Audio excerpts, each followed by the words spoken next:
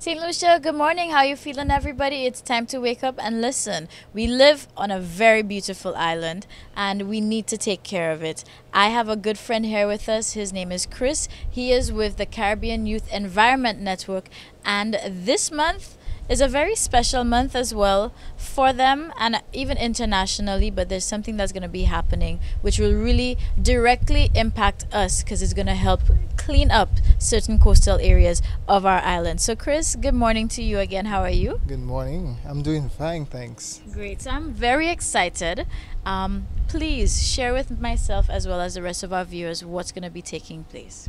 Okay, so the Caribbean Youth Environment Network, it's a NGO, it's a non-profitable organization, and where we seek to empower young person. But one of the initiatives that we're hosting this year is International Coastal Cleanup.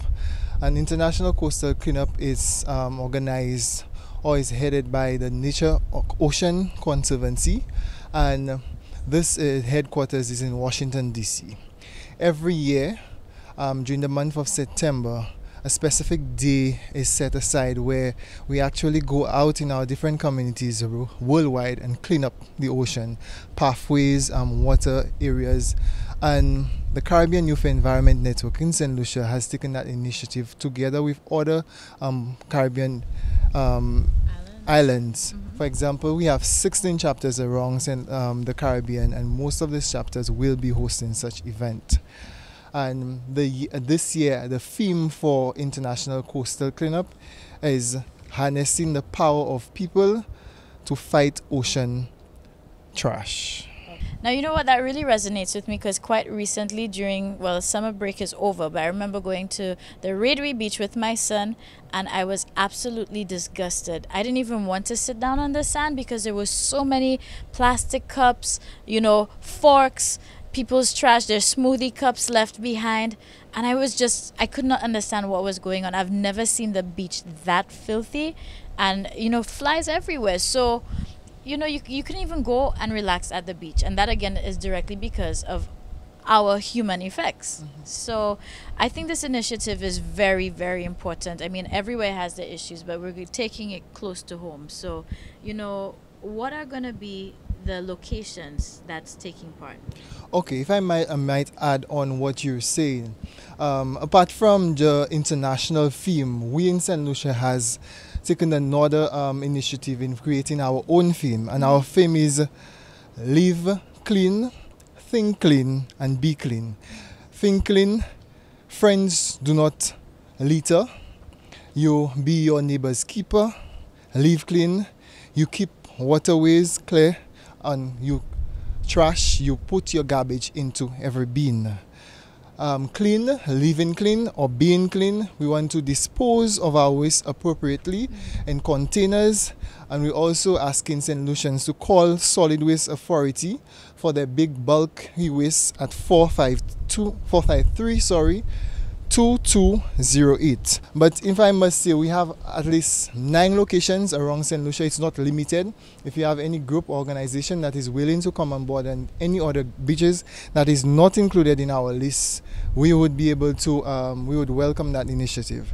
In the north, we have Boseju, we have Pigeon Island Causeway, we have Mena Beach, which is in Moshi, we have Dennery, which is Fordor Beach. We have Viewfort. We have Sandy Beach, which is closer to the Bruceville area.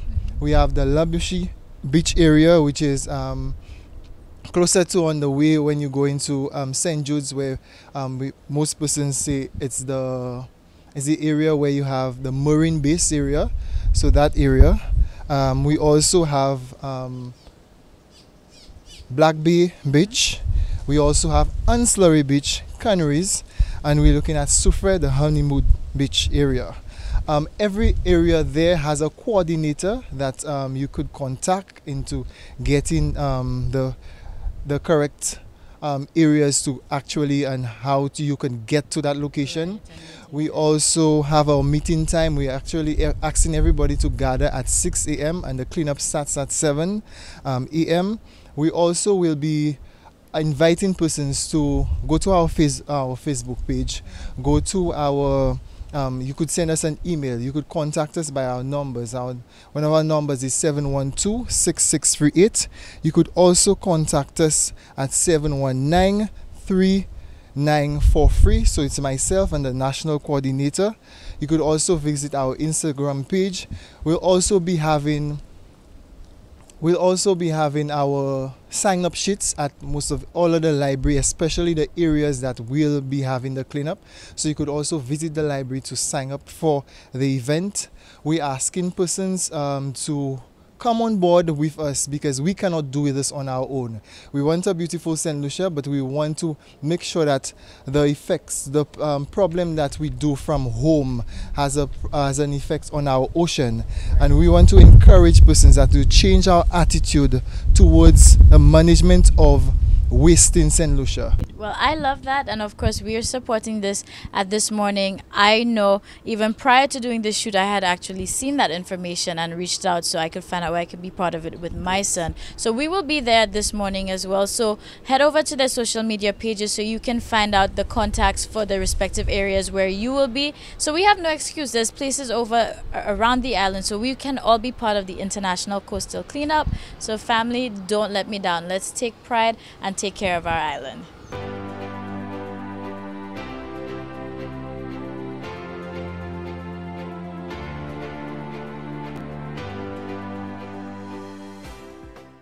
Welcome back, everybody. Good morning. Thank you for joining us. I am Sheila Mendez, your host. You're watching This Morning, and Green Synergy is off. It's running. We're amplifying the beat, and we're still chilling because we're trying to catch up with, we've had the reigning champ. We're looking for former champs, and you may remember his face. If you're one of the loyal Green Synergy followers, then you will remember we have Joe Hare. I remember him from last year too. He is a former winner. He was the champ for 2015, right? Yeah. You see? Good. So I'm going good here with memory, and I know you were with Ecstatic Entertainment at that time, but there's a lot that's new, and of course so much more for us to learn about him. So we're going to get up close, a little personal, on the lighter side, and just of course enjoy the vibes. So thank you so much for being here. How are you today?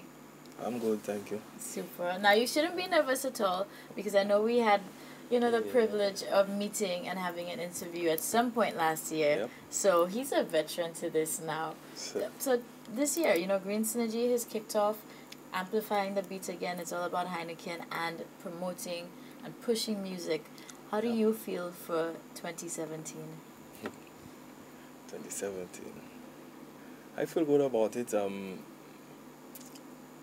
I have learned a lot for the past going for Green Synergy and becoming a better off DJ. Mm-hmm.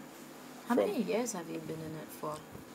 Not that long, from September 2011 okay till now, so I'm still young in the business, Yeah, but this year a lot has changed, and I feel that I am better prepared for Green Synergy this year. Good. So everything is on a whole other level for 2017. That's right. Great. So I know when we met last year, and even when you won to, it was Ecstatic Entertainment, and I think that's how a lot of people may have identified with you. But I know there's been some new changes and developments, so give us the scoop. Yes, well, a lot of people may know me through Ecstatic Entertainment, but now did a little change, had a few changes. Mm-hmm. So now I'm X Factor. Okay. And no longer under the Ecstatic Entertainment brand. So yeah, that's kind of like some other changes for 2017. And how has your preparations been going for the competition? Because we know semis is coming up on September 10th. Yeah, well, it's been going good. Although I got my console a bit late, but I've been spending a lot of time in it, getting familiar with everything concerning the new equipment and stuff, and everything's going well, I could say. So this year I feel a bit better. Good. Yeah. So with Green Synergy, because of course it's been a lot of years happening down here in St. Lucia, for you being in this field, being a DJ, how do you feel about Heineken, Green Synergy, and the opportunities? Or actually, what opportunities has come up for you especially with Green Synergy? Yeah, well, before I took part in Green Synergy, I was like, I could say a normal DJ who just barely played out that much, you know. And from taking part in Green Synergy, it has opened a lot of doors, a lot of opportunities. I've played places maybe I wouldn't expect to play. For example, Oktoberfest. I did it 2 years, like 2015, 2016. I played Oktoberfest. That's one of the like that would have been a dream for me to be on big stage like that. My first time traveling to St. Martin was because of me winning Heineken Green Synergy. You know, I had a lot of fun there. You know, I cannot stop thanking Heineken and Green Synergy for what they have done for me and all the other DJs. So, why? Let's St. Lucia know why they need to come out and support. Because one thing, the crowds come out, people come out to support. So, I know that support is important for you all as DJs and those competing. So, this is your chance to let St. Lucia know why they need to come out to semis, come out and be there, and see you do your thing, and of course support everybody else.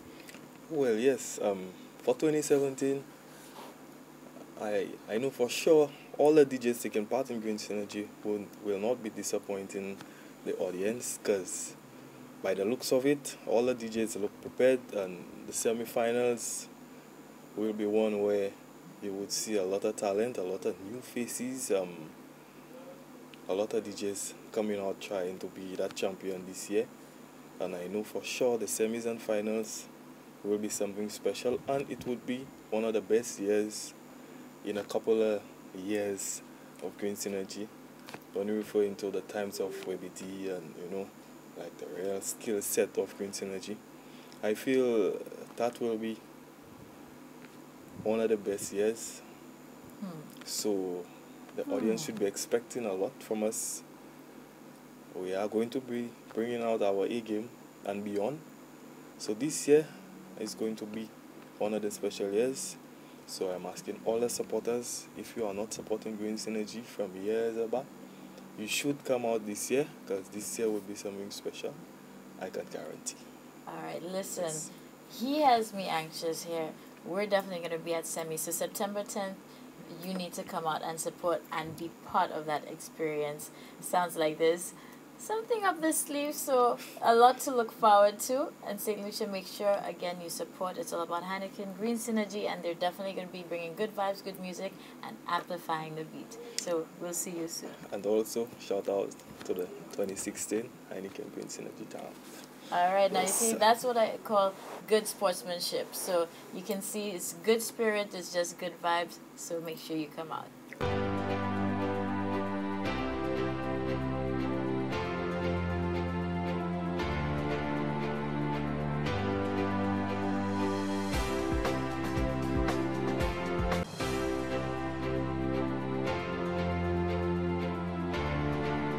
Hi, St. Lucia. Good morning, everybody. Thank you very much again for joining us. This morning is back on. I am Chayla Mendez, your host. Today we have Andrew George here with us. He is representing for NEMO. So first of all, Mr. George, how are you today? Very good. I'm very thankful that Hurricane Irma did not impact us. And of course, we have to now commensurate with some of our people in the other islands that have been impacted by it. We pray that all will be well with them, and we stand ready, both as a country and a community, to assist. Disaster managers around the Caribbean are waiting to let the storm pass. As usual, we will. Until then, we will know what is that they need, and we will try to respond to their needs based on their damage assessment that they will conduct in Ireland, and they will then inform us through the CDMA regional system. Then we will then be able to be in a position to assist, and how we can assist as a government.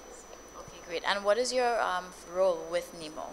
Well, I'm the training officer with responsibility for training, exercise development, helping persons to do business continuity plans for the business sector, involving the private sector in ensuring that St. Lucia is as disaster prepared as possible, and also ensuring that everybody in the country has the public information that is needed to help them prepare themselves and to become more resilient to disaster impacts. Perfect. So you know what, St. Lucia, we are here with the right person. So you better pay attention because this is our little training here on this morning. So again, I'm so happy that we have you.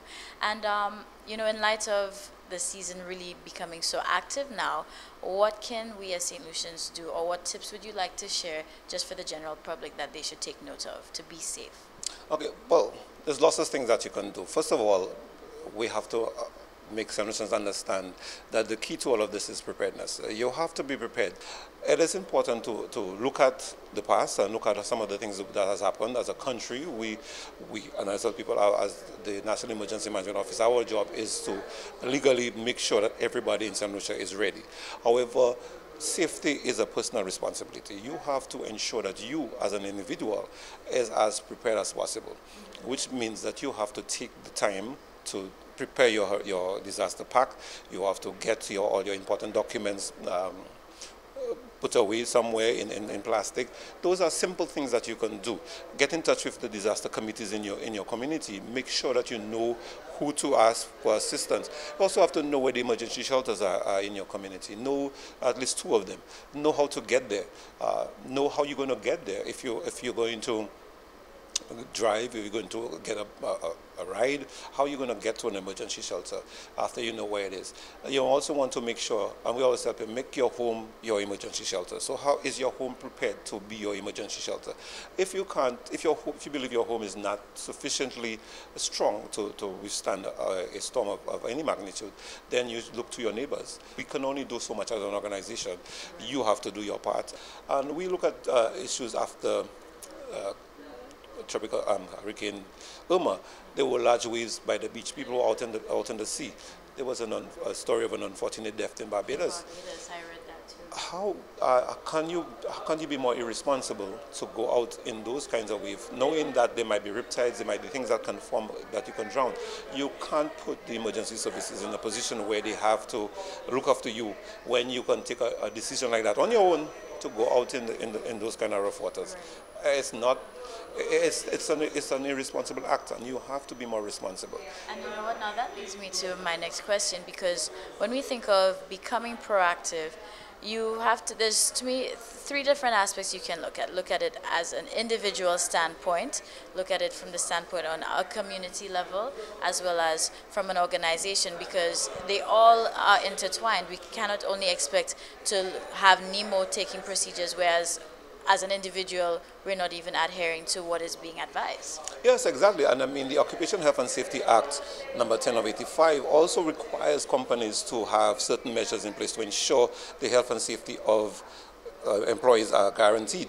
Because when an employee comes to work, he has a certain expectation that he will work and go home safely. So the organization has to ensure that is there for him. We at the National Disaster Office have, and one of the things we have done to try to help persons, of course, is to develop some early warning systems. And we have what we call the broadcast interrupt, where we can interrupt the broadcast within certain radio stations. It's now at Helen 100, RCI, and Hot FM. Those stations we can break into broadcast and deliver a warning to persons. We also have some sirens that we put in around the country, and we also have a mobile app that can give you an alert if something is happening. So those are things we're trying at our level and at our organizational level to assist in ensuring that the country itself is as ready as possible. You know, for the benefit of our viewers and everybody watching, how can they get their hands on this information and also follow and contact NEMO? Yes, you can call the office at 452-3802. We're available to answer any questions. We are prepared to assist persons and particularly as we roll out the mobile app, so that we want more people to sign up on it. So that is something we can get. They can call us and we can give them some information on how to sign up. All right, perfect. And is there a website too? Yes, slunemo.gov.lc. I think now it's operational. It was hacked before, but now it's back to normal, and we can get some information out of there. All right, Fantastic. So St. Lucia, now you're definitely in the know. So we need to be proactive. Now you know that there's the website, there's a mobile app coming up. So make sure you call, reach out so that you can make sure you're prepared, make sure your company is prepared. And that way we are in a better position to face, especially as the season is definitely picking up. So thank you very much, Mr. George, for being here with us. And St. Lucia will be back with even more information for you soon. There you have it, St. Lucia. So just as we told you, this is how we do our Thursdays. And of course, we promised that if you're feeling under the weather, we'd whip you up something to make you feel way, way better. And I'm sure we've delivered that. So now you need to do your part, step up and just choose to be happy today. Go out, keep the positivity going, and make sure you remind others that this morning is on. So if they're having a bad day, they should have watched this morning, but let them know they can still catch all the other segments, all the other episodes, anything they've missed right on YouTube. So they need to follow DBS Morning Show, search for that, subscribe, and enjoy. Now with that said, I want you to enjoy your day. Tomorrow's Free Up Fridays with us, so we're gonna unwind, we're gonna have some fun. Make sure you do so. 6 a.m. is our meeting time. I'll see you then.